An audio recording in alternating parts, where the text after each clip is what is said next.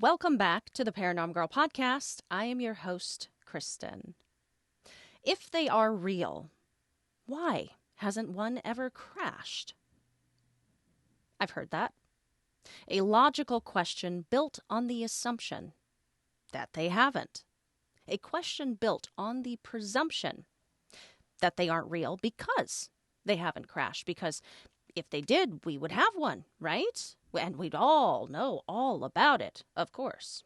We'd have bodies and unearthly materials and first-hand witness testimony from folks with a lot to lose, laying their livelihoods and reputations on the line to tell their story of having been there, seeing it with their own eyes. And yet, the question is still asked. My curiosity, naturally, is piqued. So, buckle up. We are going to take a look at some cases of UFO crashes, Paranormal Girl style. For but a few hours, the reality that UFOs, suspected by many at the time to be the cause of the lights zipping around in the sky in the weeks leading up to July 8th, 1947, were in fact real, was unleashed upon the country.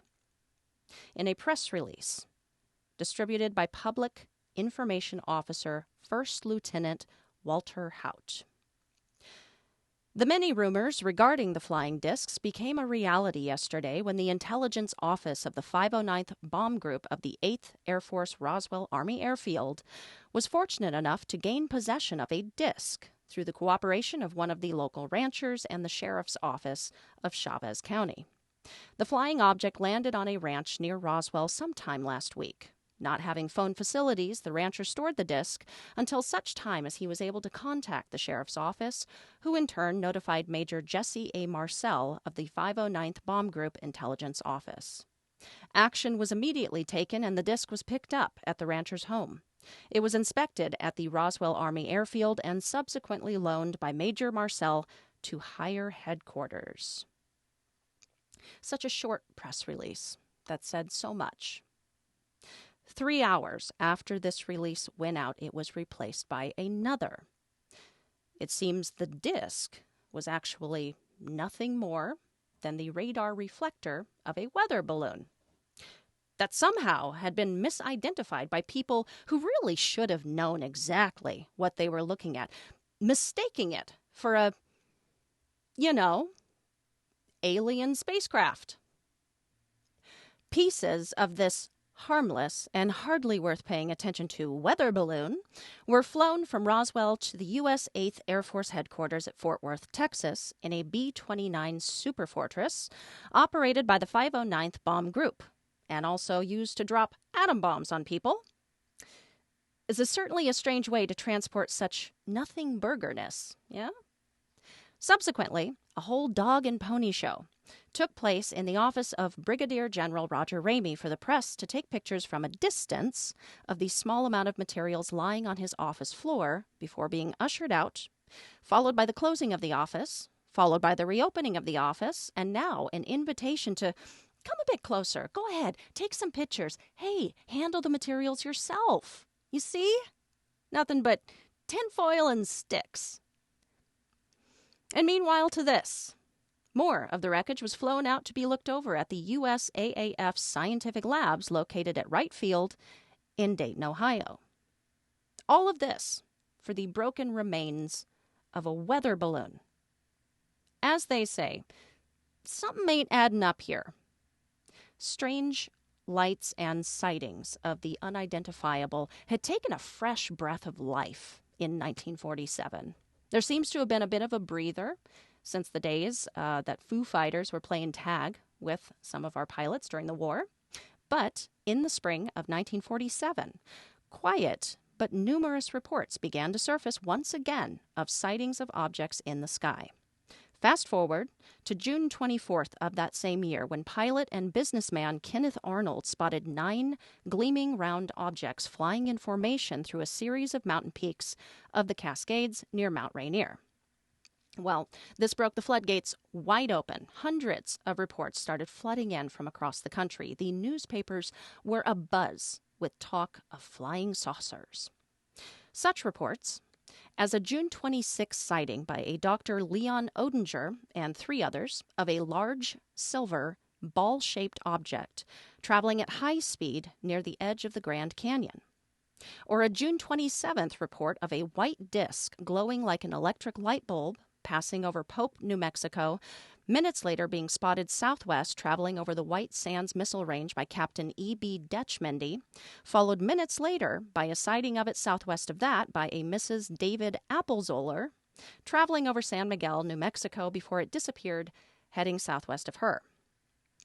Or a July 1st report by a member of the Albuquerque Chamber of Commerce of a bluish disc zigzagging across the northwestern sky over Albuquerque.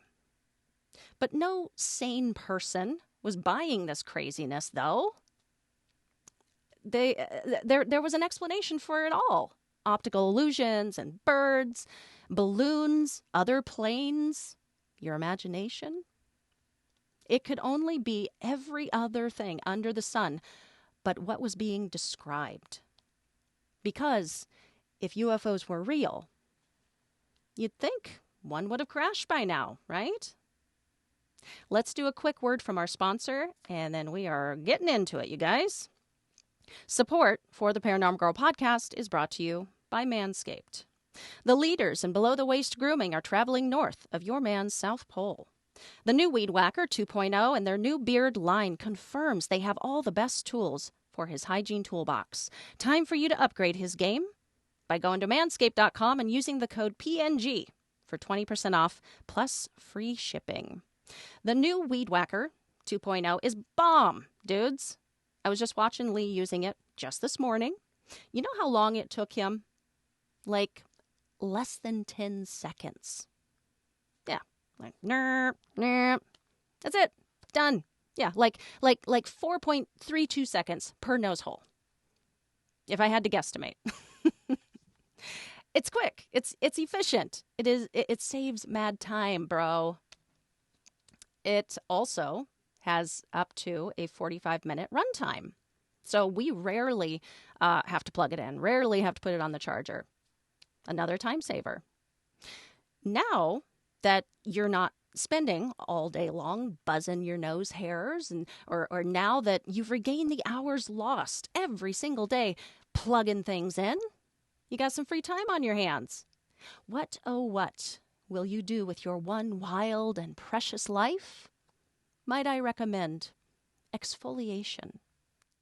Went and got a second body buffer scrubber so that Lee and I could both have one. Haven't spent much time talking about this magical little scrubber. I use this thing every day. It is silicone. It's actually interesting. It is 100% antibacterial food grade silicone. I probably said it before. I will say it again. Don't eat it. Don't do that. It might make you full, but then you'll have to go buy another one. So nobody wants that. My favorite thing about it is the little no-slip handle on the back, because your girl be dropping everything in the shower. Another favorite thing about it is I like how easy it is to get a big lather with less product. Using less product means that I'm not running to the store constantly to buy more. Yet another time saver. Oh my God, Manscaped. How do you do it? I don't know. So reclaim your time, dudes. Feel cleaner and more confident, and get 20% off plus free shipping with the code PNG at manscaped.com. That's 20% off with the free shipping at manscaped.com. Use code PNG. Trust Manscaped for the only right tools for the job. All right, Roswell. For about 2 to 3 weeks leading up to the incident, people working on the base and Roswell residents started reporting seeing objects in the sky. Earl Fulford, who was a staff sergeant at Roswell Army Airfield in 1947, described seeing the objects himself in the week leading up to the crash. He described them as circular, metallic, and hovering motionless above one of the hangars before suddenly disappearing. Fulford ended up being a member of a group sent out to the debris field north of Roswell following the crash. When he was out to collect what he could of the debris, he says the pieces were of a very unusual shape, feel, and appearance. He described some of the pieces he picked up looking just like aluminum foil. However, after wadding it up to put in his sack, he said it opened back up again to its original form. After all was cleaned up, all of the debris was handed over to military police, and he never heard about or saw it again. He and the others were informed. If they ever told anyone about what they had seen, deep doo-doo, dudes. On July 2nd, 1947, Dan Wilmot and his wife were sitting on the front porch of their Roswell home enjoying the cool evening breeze prior to the heavy thunderstorm expected to roll in that night, when all of a sudden a big glowing object zoomed out of the sky from the southeast. It was going northwest toward Corona, New Mexico, at a high rate of speed. Wilmot and Mrs. Wilmot ran off their porch into the yard to watch this oval-shaped object, something they described looking like two inverted saucers facing mouth to mouth and glowing as if lit from within, passed over their house and out of sight to the northwest in under a minute. Though Wilmot would tell the press that he hadn't heard a sound, his wife said she heard a swishing as it passed overhead.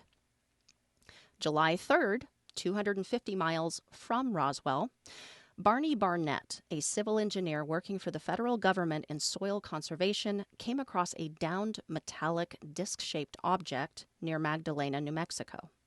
He also allegedly saw multiple small, deceased, odd-looking bodies with very large heads, small but widely spaced eyes, dressed in jumpsuits, some lying outside of the object, and some, he assumed, still inside of it.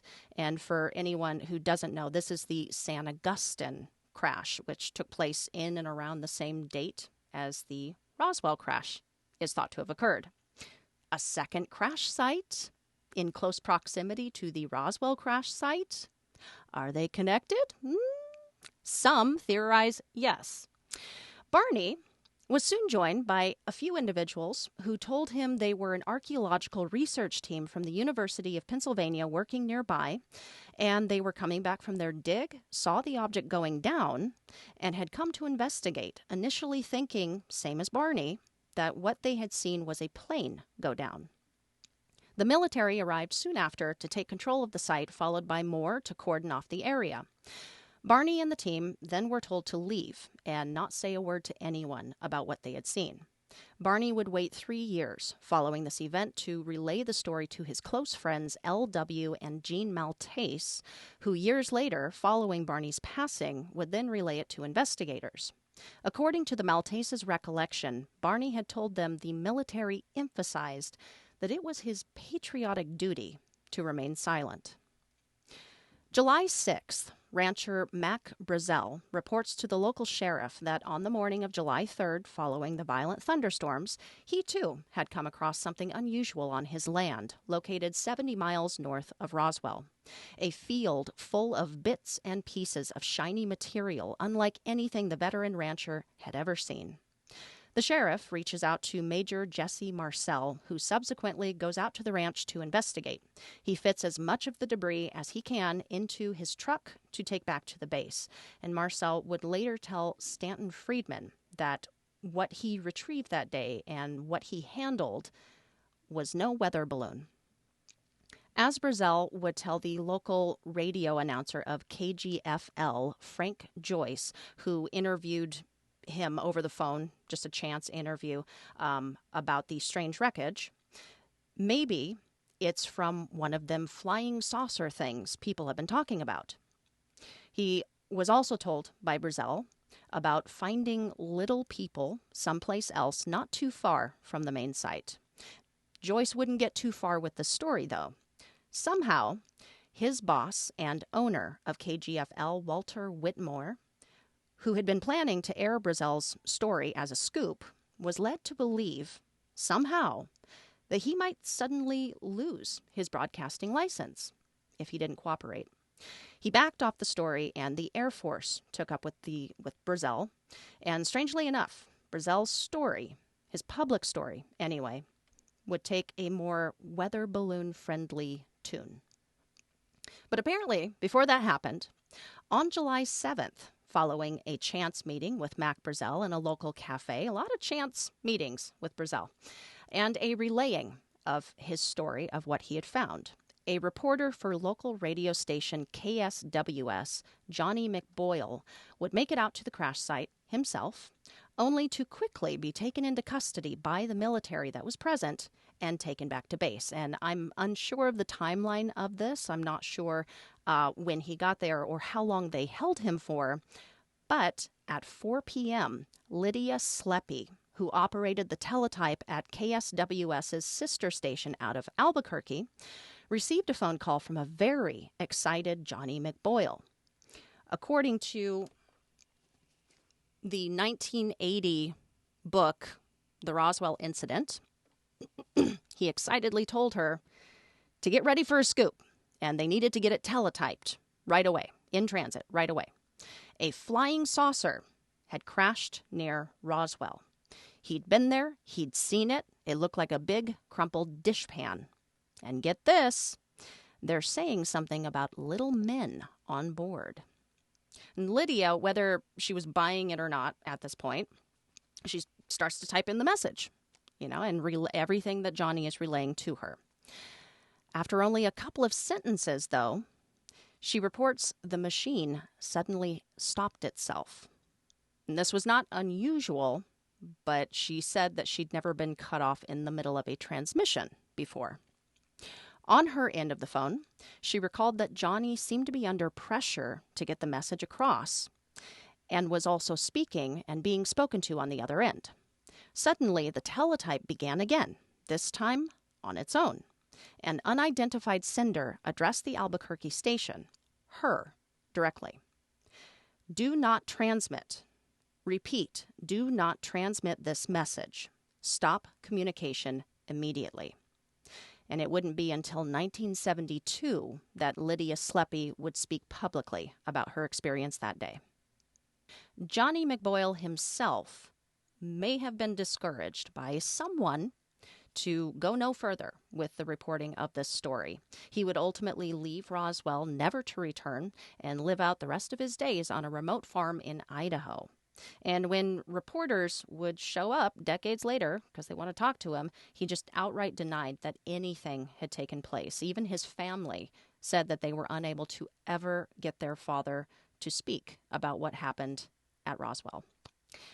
July 8th is when the press release and the panicked re-release was issued. And the rest is history. At least until 30 years later, when that darn Stanton Friedman would get his hands on it and put some real chinks in the armor of secrecy and cover-up. I went a little conspiracy there, I know. But you gotta admit, come on. Something happened, man. This debris was not just some balloon.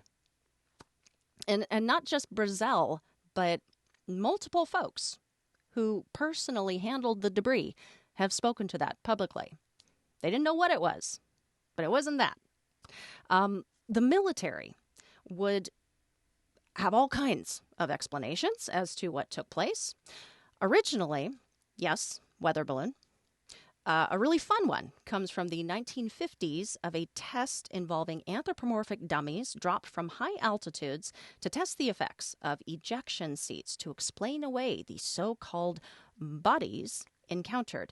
This, of course, is contradicted by the flying saucer and the debris that witnesses claim to have seen around the bodies.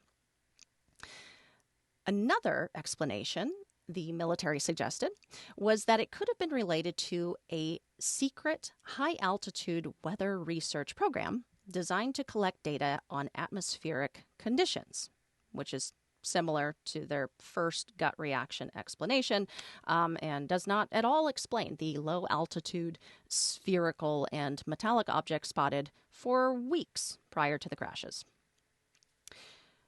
And in 94, they released to the public that what actually had happened was part of a top-secret program called Project Mogul, where they were conducting classified exercises with spy balloons that were to be used to keep an eye on Soviet missile and bomb tests. Okay, so there's a problem with this. The problem with this is that there were people still alive up until recently who were directly involved with this debris. And that posed a problem for this final official explanation, because investigators of this case rushed to meet and speak with these witnesses before they passed away and their experiences were lost forever. Interviews were conducted with these firsthand witnesses, and based on their description, they were given a selection of various tinfoils and sheet metals and plastics that the investigators felt best fit the what had been described to them. And the closest material that they selected, that they felt was closest to what they had handled personally back in 47, was the metallic acetate. There was nothing else that was even close, and the acetate was not exact. It was but very close in look, weight, and feel. But that doesn't even matter, because acetate was not used in Project Mogul's balloons in 47, aside from the tape. Theories of a more extraterrestrial nature, which take the two crash sites both into consideration, include these multiple sites being the result of one singular craft coming down near Roswell initially, bouncing and scattering debris every which way, but moving at such a high speed that it ricocheted enough to ultimately crash on the plains of San Agustin. Another is that there were two craft involved that crashed into one another, the first literally exploding into smithereens and, creating those debris fields, and the second damaged beyond repair, beyond recovery, only to go down and crash a short while later at the second site. I get why people are so obsessed with this case. I get it. But God, that's a lot to digest. So much I didn't know about this case, this story. I had no idea there was a second crash site. I'd never heard that before. I recommend reading any of the sources that I pulled from for today's episode for more juicy details. And that was primarily Crash at Corona, the Roswell incident, and UFOs and aliens. Is there anybody out there? Okay, let's move on to our second case. Another alleged crash of a UFO that is also very curious. This one takes place in Kecksburg, Pennsylvania. On December 9th, 1965, around 4:30 p.m., residents of Kecksburg, just 45 miles southeast of Pittsburgh, watched a bright, glowing object resembling a fireball moving over them toward the earth. Some residents watched in amazement as this strange light made maneuvers and U-turns as it continued its descent. As it approached a wooded area, it slowed down. After the object left watchers' view, some reported seeing a bluish smoke rising up from the trees, but quickly dissipating. Curious residents began making their way to the Kecksburg woods. One witness, Bill Bullabush, drove to the woods and began walking toward the smoke. He says he could smell a sulfur-like scent and hear a sizzling sound as he closed in. And Bill is one of the individuals, the few individuals who say that they went down to the woods that evening and actually saw for themselves this object before the military arrived on scene. According to the reports, these individuals came upon a metallic acorn-shaped object the size of a VW, partially embedded into the ground. It was a bronze-gold color and appeared to be one solid piece of metal with no visible seams, hardware, or rivets. Upon the back of the object, some witnesses described seeing unusual markings that resembled hieroglyphics. And calls about this object had already been pouring into the local stations, completely filling up their lines with stories of downed airplanes and meteorites and, of course, a crashed UFO.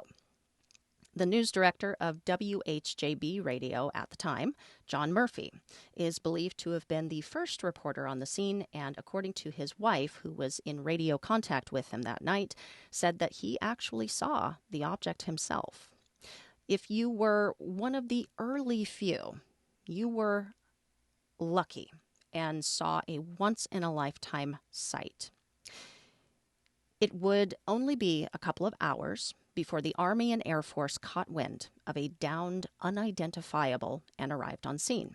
Before anyone else could have a chance to see it, everyone was ushered out a far enough distance away, followed by the entire area being cordoned off.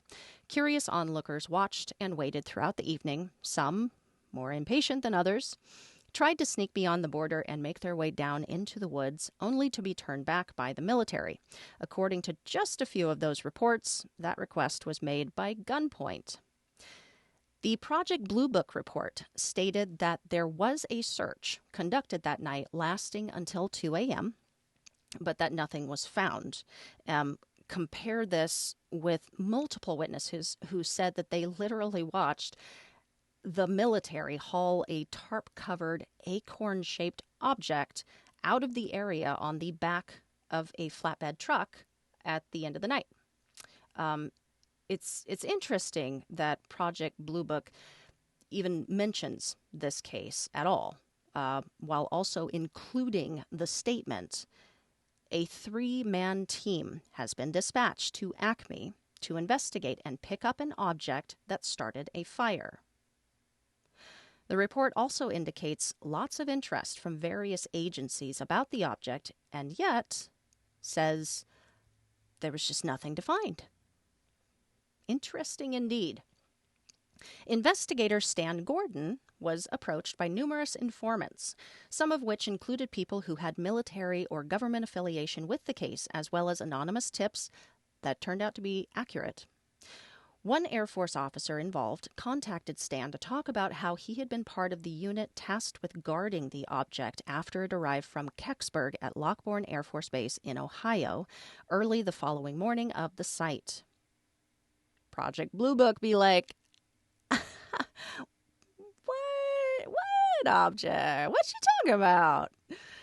To this day, speculations on what this thing was include it was a meteorite, or it was a faulty Soviet satellite, or at least bits and pieces of a faulty Soviet satellite.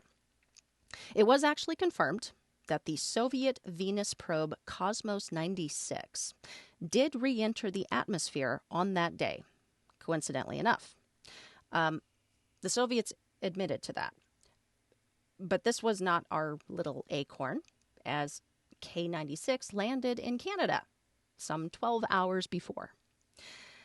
NASA released a statement on the 40th anniversary of the incident, reporting that metallic fragments collected from the crash site had been examined by experts who all determined that they were from a Russian satellite that had re-entered and then broke up, disintegrated.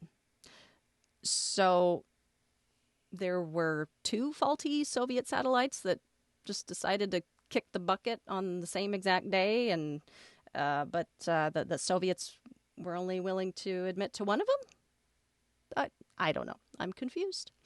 NASA conveniently lost all records having to do with those experts' claims and examinations resulting in those conclusions back in the 80s. They just disappeared, much like a faulty Soviet satellite might. Ho-hum. As for a meteorite, a celestial object crashing into the woods, causing concern for a fire, why would a meteorite cause the military to act the way that they did? If it really was just a fire hazard, that's the local fire department's job, yeah? So what was so important about whatever it was that fell in Kecksburg that caused an out-and-out military reaction? I don't know. It all just seems so extreme for some rogue skyrock. The final case that we are covering today is a suggestion. It comes to us from Mike at Extreme Paranormal Podcast. And he's a longtime listener and fellow podcaster and a buddy of mine. And today's episode is actually dedicated to him. He's had a year, so I will put his show information down in the show notes. And I think he would just be so beside himself if he were to get some new ears on some of his recent episodes and maybe some ratings on the old Spotify. So let's go show him some love. This one's for you, Mike. All right. Our final case for today allegedly took place 6 years before the Roswell incident in Cape Girardeau, Missouri, in late April of 1941.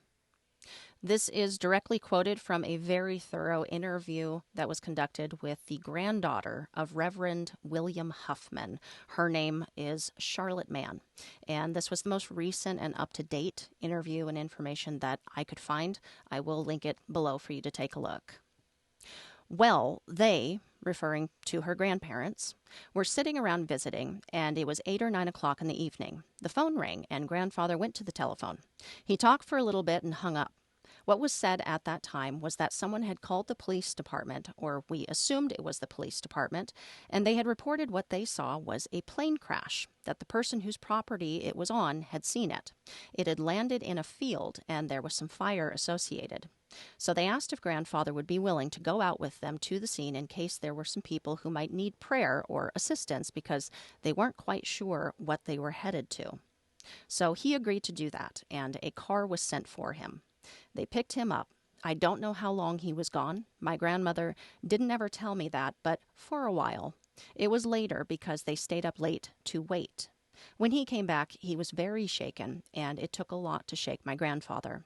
She said that he sat down and told her, "I'm going to tell you what has happened. You can never repeat it, and I will never speak of it again." He said that when he got out there, that it wasn't a crashed plane at all.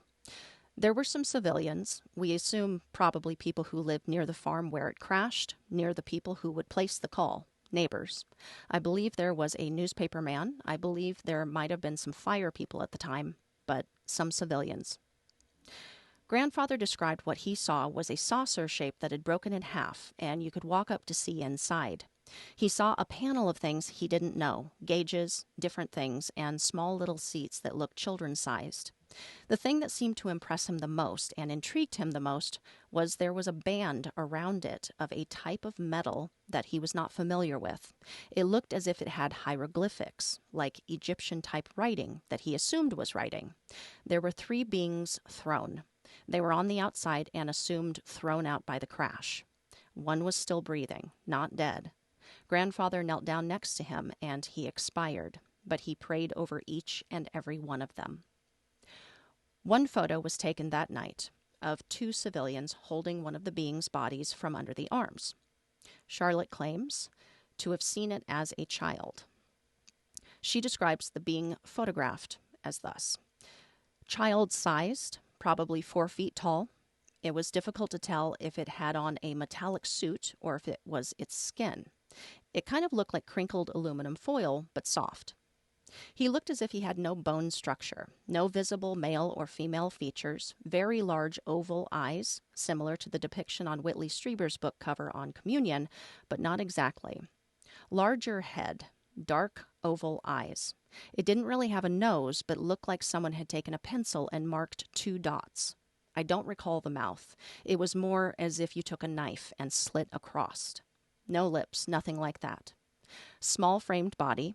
The arms were much longer than our arms. The hands weren't formed like our hands, less fingers, and much longer. And Charlotte goes on to say that while folks continued to gather around and the picture was being taken and her grandfather was administering prayers, all of a sudden military just showed up, surrounded, and overran the place. Grandfather was taken aside, as were several of them, and they were told that they had not seen what had taken place, that it was high security as far as the government was concerned, national security. So they weren't to speak of it. in that day and time, if you told my grandfather, this is about our country and this is important and it will be detrimental, he truly never did speak of it again to our knowledge. And this story flew under the radar for a very long time. It wouldn't be until the 80s and 90s when Reverend Huffman's granddaughter, Charlotte, would come forward with the account of what had been relayed to her about her grandfather's experience by her grandmother whilst on her deathbed. According to Charlotte, she had heard bits and pieces of this story while growing up, but while sitting with her dying grandmother, finally got the full story. Hesitatingly, as Huffman's wife did not want to betray her promise to him to never tell a soul what he had told her that night. But luckily, she did leave Charlotte with everything that she knew. So allegedly, there were 2 copies made of the photo taken that night. So following the incident, there was a photographer who had been there and had snapped the photo on his personal camera. And then afterwards, he developed the picture and had a couple copies made. And then it sounds like he got scared that he had it in his possession. So he ended up giving 1 copy of it to Reverend Huffman, basically for safekeeping, is what it sounds like. Another source that I found is by MUFON, and it's a bit dated, but it talks about how Charlotte's father inherited the photo from his father, and then for some reason offered it up as proof to a photographer friend of his back in the 50s, and it was never seen again. I don't have another source verifying that information, but I just thought that was really interesting and wanted to throw that in there. Charlotte certainly does not have the photo in her possession. Nobody has it, and this photo has not seen the light of day since. And nobody seems to know the whereabouts of the other photo, the original. Really, really interesting story. Very interesting cases today. I enjoyed every minute of it.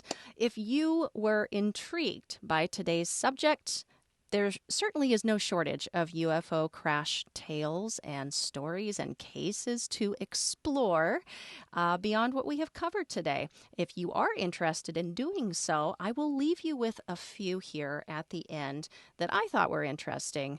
I'll leave you with these to get you started. An early one, which describes an unearthly being and a downed airship, took place in 1897 in Aurora, Texas. This one is interesting because it involves a write-up of the event on the following day of this alleged event. So the next day, it was in the papers.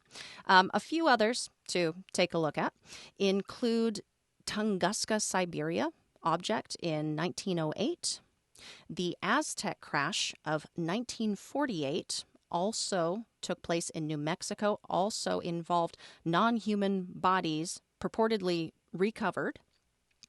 The Shag Harbor incident that took place in Canada, 1967. The Height 611 UFO incident in 89. The Salta case, we almost did this one. The Salta case of 1995 is really interesting for a couple of different reasons. So, first off, weeks before this crash, there was a near-miss incident reported from a pilot that had been going into land at the airport, the local airport at the time, and dang near just smacked right into an unidentifiable craft. Okay, well, then on August 17th, just weeks later, a bright metallic flat object was seen screaming out of the sky. Multiple witnesses report this thing going down, including another pilot on lunch who jumped into his plane and went to take a look. He would end up taking several trips out over the site of impact and seeing what was clearly a crash site. And then there may or may not have been some men in black suits that showed up as well. It just sounded like a really cool case, very interesting. So somebody cover that bad boy and then tell me all about it. That is going to be a wrap for today. Time for a final note. One more thing on Roswell, and then I will drop it. This information comes from Thomas Carey in an essay that he wrote for the book UFOs and Aliens. And it's yet another great point as to why balloons is a garbage explanation. He mentions in his essay that prior to and during the week of Roswell's explosion in the news, 3 other balloons of an identical type crashed over the U.S. They went down in California, Ohio, and New York. All 3 were retrieved by civilians, and each one was quickly identified as exactly what they were: weather balloons with tinfoil radar targets attached. All of them, quickly. Carey says that in one case, one of the people who retrieved the balloon was even given the option to keep it if they wanted to, like a non-UFO souvenir. And at no point did the military swarm these crash sites, cordon off the areas, load the materials into a B-29, or somehow convince these people to not talk about what they found. At no point, it seems, did the Air Force seem to care all that much about it. And again, these objects were quickly identified by the laypersons who found them. People with no expertise on the matter knew what they were. But members of the military, who arguably would have been experts, and residents of the Roswell area who would have seen these balloons being released by the base consistently, couldn't identify what the debris was? Misidentified weather balloons as aerial vehicles for weeks leading up to the crash. Things to ponder, folks.